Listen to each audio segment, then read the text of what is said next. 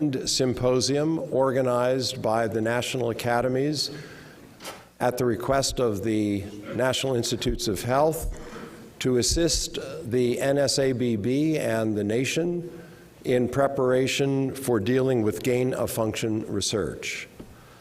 Over the course of these 2 days, we'll have an opportunity to speak with one another about this challenging problem.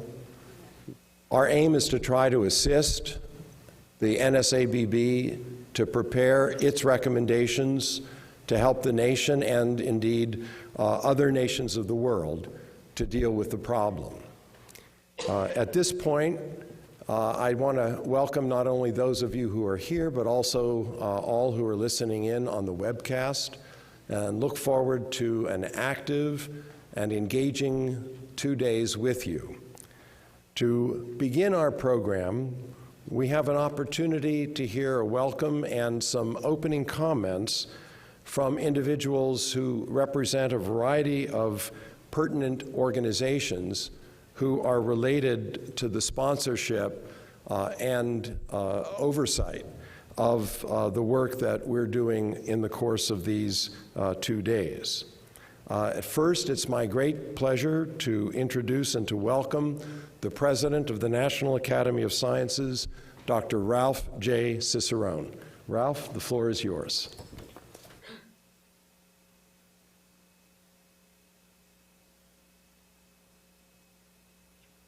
Thank you, Dr. Feinberg. Welcome to the National Academy of Sciences building. Over the years in this building, there have been convened any number of discussions such as this on important topics of the day and sometimes of the decade, where scientific underpinnings of an area with great potential benefit also lead to complexities. So in one sense, this kind of discussion is common here. Nonetheless, we're very, very happy to host all of you from so many different countries and different parts of the United States, as well as the web presence that Dr. Feinberg just mentioned. The meeting is sponsored by the National Institutes of Health, the Wellcome Trust, and the MacArthur Foundation. We're very appreciative of their stepping forward on these occasions. Excuse me. I am aware of some of the controversies in gain-of-function research and policy brought forth by people with very different points of view who see different ways to weigh the potential benefits versus the potential risks of this kind of research. So the discussion should be very interesting today. And as Dr. Feinberg just said, a major goal of this gathering is to allow people to discuss these different points of view and to respond to draft policies from the National Scientific Advisory Board on Biosecurity, which we refer to as NSABB, because they definitely want to hear from scientific community, medical professionals, and the public to find out how policies might maximize the benefit of this research while minimizing the risks. So here at the National Academy of Sciences and the National Academy of Medicine and our National Academy of Engineering, we're very pleased to do a small part in convening this distinguished group, and we look forward to the discussions. There's nothing like informed public opinion to hone public policies and occasionally to review them. So thank you once again, and Dr. Feinberg, thank you for the opportunity to be here.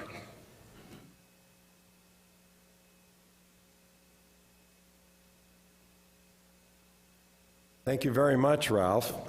It's now my pleasure to call upon Margaret Hamburg, the Foreign Secretary of the National Academy of Medicine, for a greeting on behalf of the NAM.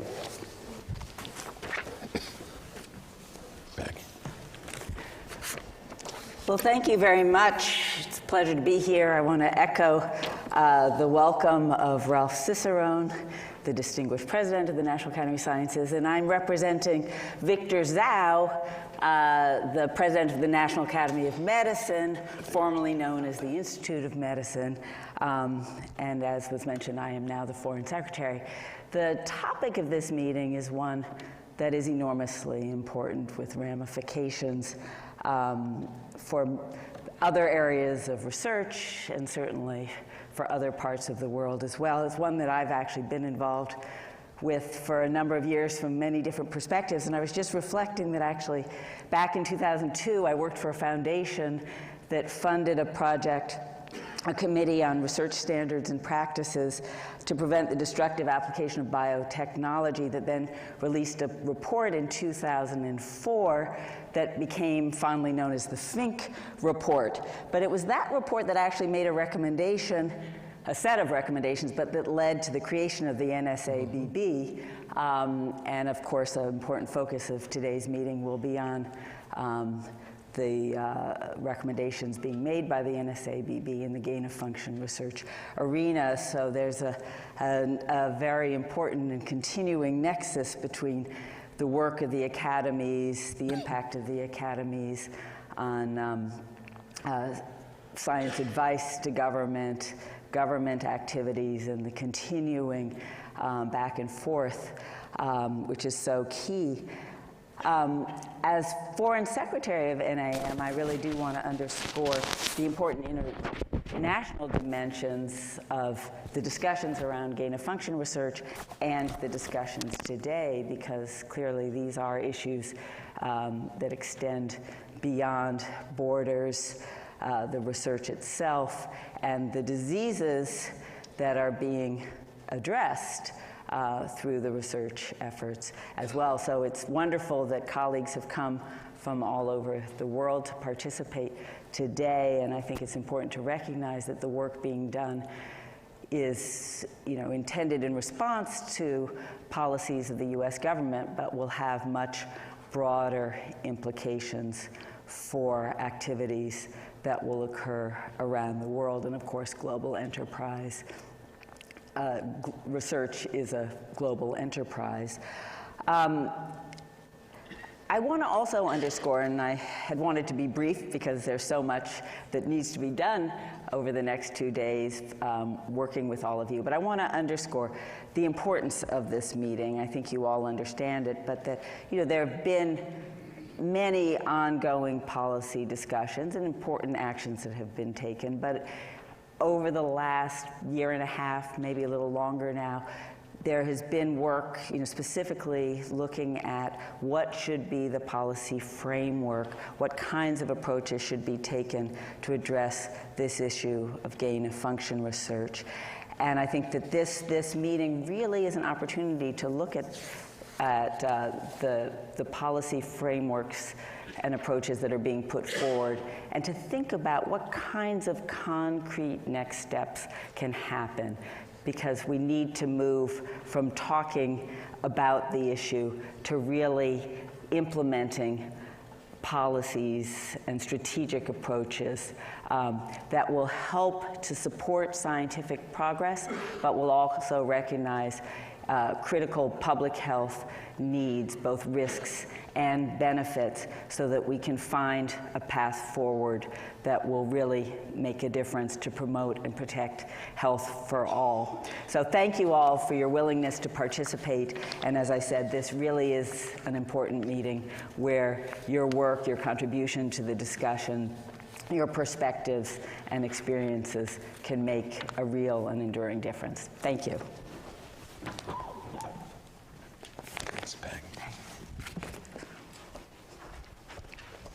Thank you very much, Peggy. And now to offer a word on behalf of the Office of Science and Technology Policy, it's my pleasure to call on Dr. Joe Handelsman. Joe, thank you. Well, thank you, Dr. Feinberg, and thank you all for being here. I bring greetings on behalf of the White House.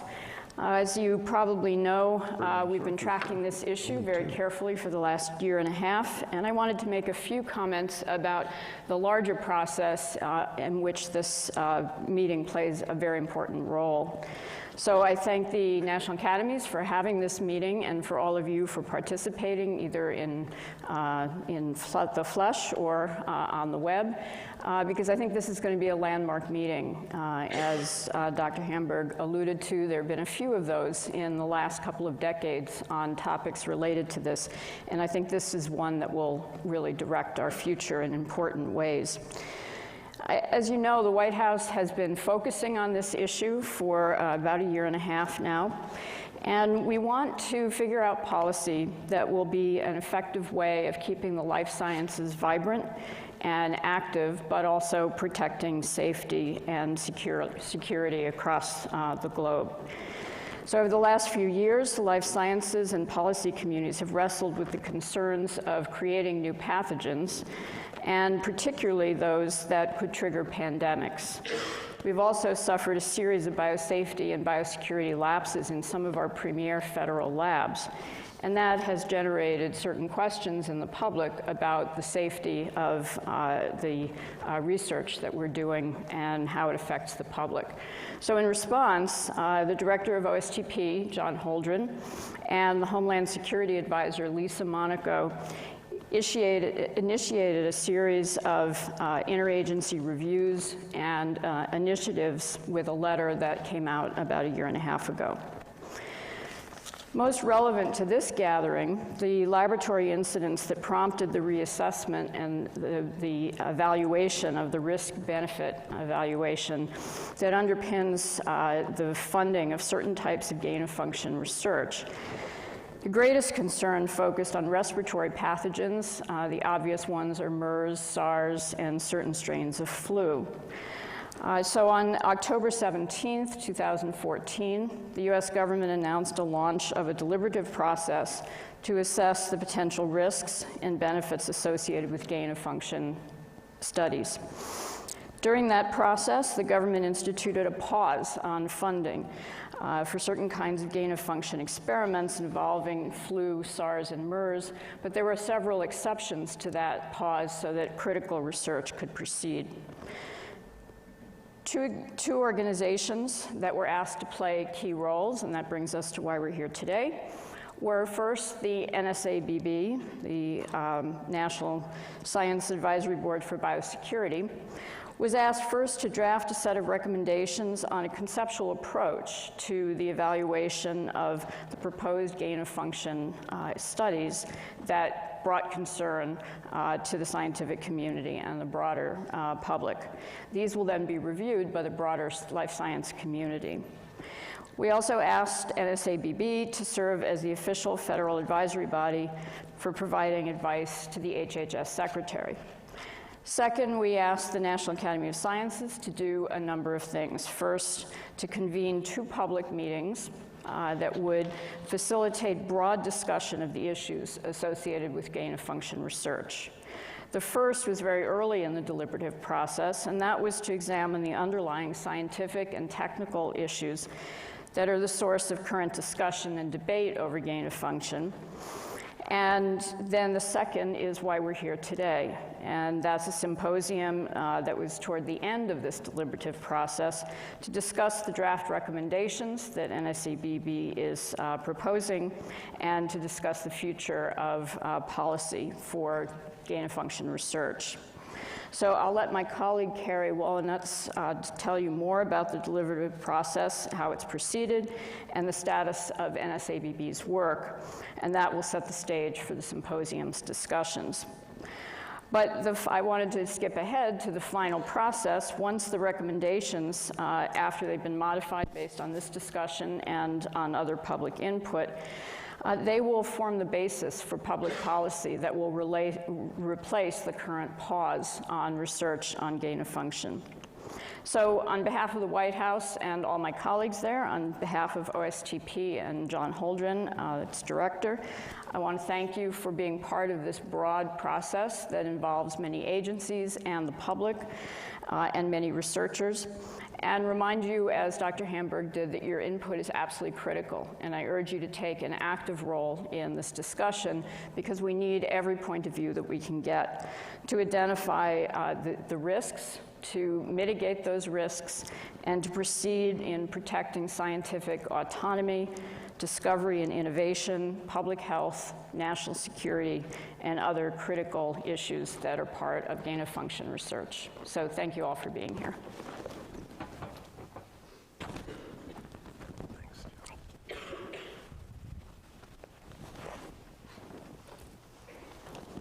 Thank you very much, Joe, for explaining so clearly the mandate and opportunity at the conference and making such a wonderful opening to our next speaker, who is Carrie Wolynitz, speaking on behalf of the National Institutes of Health.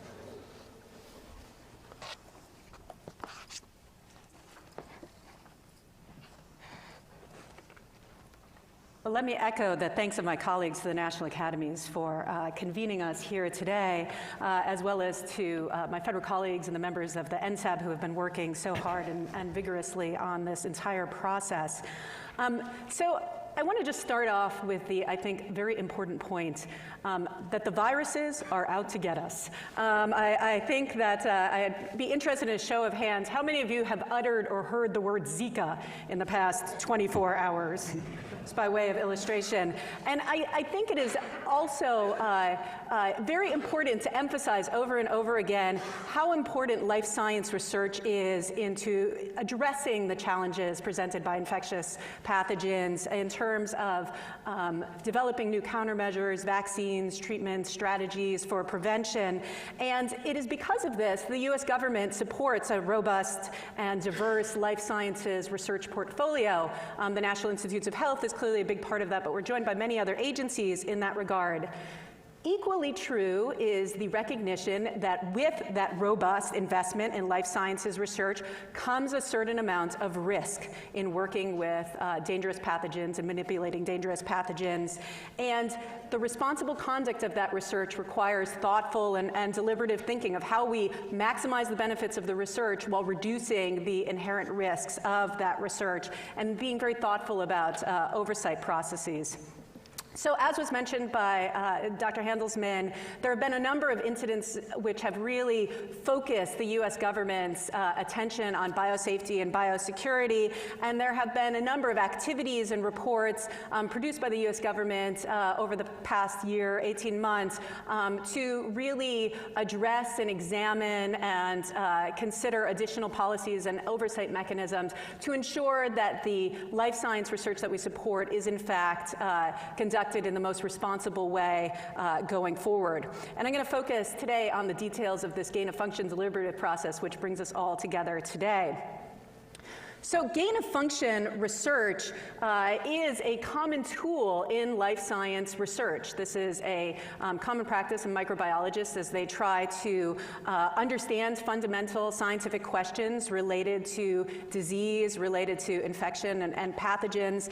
And gain-of-function studies have a great deal of potential in helping us understand the fundamental nature of host-pathogen interactions. They allow us to take a look at the landscape of pathogens out there and address whether or not they might have pandemic potential. They inform our public health and preparedness efforts in many ways. And as I already mentioned, they further our medical countermeasure development. So gain-of-function research, I think it's important to emphasize, is not itself a boogeyman. It is a common scientific practice. But there are certain gain-of-function experiments which have raised relevant concerns about their safety going forward. And specifically, the question of whether or not pathogens that we're engineering in our laboratories could pose a pandemic threat if they were deliberately or accidentally released from a lab, or could the information that we gain from those studies actually be misused in some way as to present a threat? And that brings us to a couple of important policy questions, which is the conversation today is continuing. Under what conditions could or should these studies be safely conducted? And the sort of broader question of should we be conducting these studies at all if they in fact pose significant safety or security risks? So this process has already been alluded to, but I just wanted to go into a little bit more depth. The deliberative process to develop gain-of-function policy was accompanied by a pause in certain types of gain-of-function research, particularly with strains of influenza, MERS, and SARS, so that we could all collectively take a deep breath and think about how we move forward safely and securely with these studies. I think, as Dr. Handelsman mentions, it's important to note that there was an exception mechanism for this pause to allow research that was critical to public health to go forward, which I think is important to recognize. The gain-of-function deliberative process has had a number of moving parts. The NSAB has served as sort of the official convening body to orchestrate all of these, and they've received a number of really critical inputs and continue to receive a number of critical inputs, including a risk-benefit assessment. I'm sure you've all got your highlighted copies with you, so we could talk about it additionally today. The first symposium of the National Academies, which is already mentioned, which was an important venue for hear diverse public opinion. And all of these inputs have fed into the the NSAB's recommendations in terms of how the US government should think about policy moving forward. So the charge to the NSAB was really sort of twofold. First, to advise on the development of this risk-benefit assessment, which ultimately was feeding back into the process. And then the next step, which is where we are today, providing recommendations to the US government on a conceptual approach that would allow us to evaluate proposed gain-of-function studies in terms of whether or not we should be funding them. And to look at that visually, I know this is a very, very busy slide, but sort of the "you are here" is at this second purple diamond, the National Academies. So the NSAB has deliberated, they've received all of these various inputs, the risk-benefit analysis, we've heard from the public, we've received ethical analysis, there have been a lot of in-depth discussions. Many of the folks in this room I know have been involved in those. And the NSAB has put forward some draft recommendations, which we'll be discussing today, and ultimately we'll be finalizing those recommendations.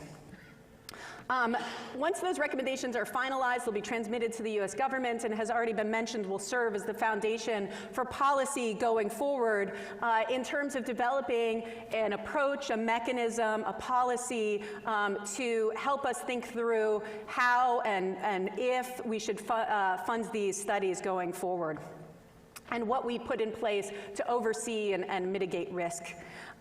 So I think it's important to note that we are still open for input at this point. The recommendations are draft. Today's meeting is going to be very important, I think, in hearing further thoughts about the recommendations, about the policy process. They're available, of course, on our website. We welcome emails at any time. Thought occurs to you at 4 a.m., feel free to email them. My colleague, Chris Vigiani, Executive Secretary of the NSAB, will be up at 4 a.m. reading those vigorously. And so we really value the perspective of the public, of the scientific community in informing this process. It's very important. So just some additional resources if you're interested, and I'll end there, and I look forward to today's discussion. Thank you.